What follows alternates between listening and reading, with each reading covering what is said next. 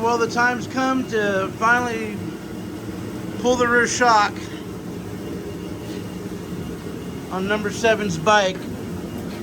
It's time for it to go in with DS suspension and get rebuilt. Alright, well we'll do a step-by-step. I'll start tearing into it and update you guys in a minute. Alrighty, the first thing we're going to do is we're going to remove the seat and the side plates. So right here, you got that screw right there, another one right there, and the same on the other side. We're going to be using it's going to be a 5.0 millimeter hex. So I'll get back with you guys once I get the seat off. Right, now that we got the seat and the side covers off, we're going to start pulling the subframe down. So you're going to get rid of these right here. It's just 12 millimeter bolts, one on each side. We also got to take the exhaust off. Right there, that's a 10 millimeter. And we might as well do this right now. We got to disconnect the ignition box, so that's done. We want to pull that out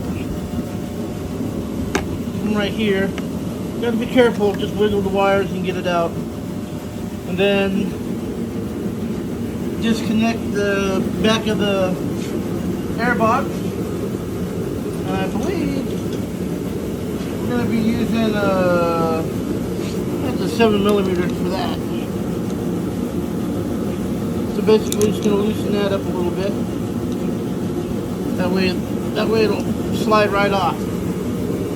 Alright, I'm going to check out for a minute and get the 12 millimeter and start breaking down the subframe on the bike. Alright, now we got the subframe off. It's over there on the floor. And now we just need to get into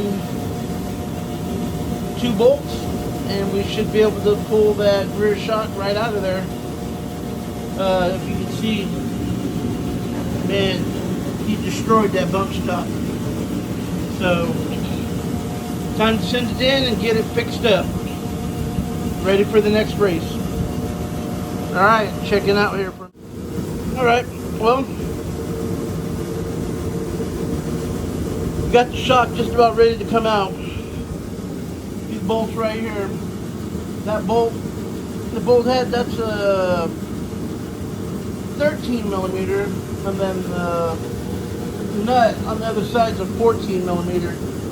Just going to take a little finagling to get it off, but it comes out pretty easy. And then you just connect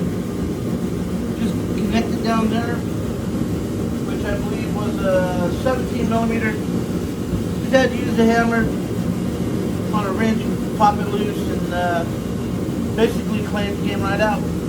Now we're going to disconnect the lower shock, and the shock should come right out. And we'll take it off the DNS suspension for complete rebuild.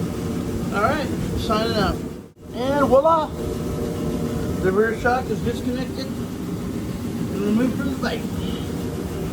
Let's get this thing down to DNS and get it rebuilt. Alright guys, it's that easy. A couple of tools, you can do it all on your own.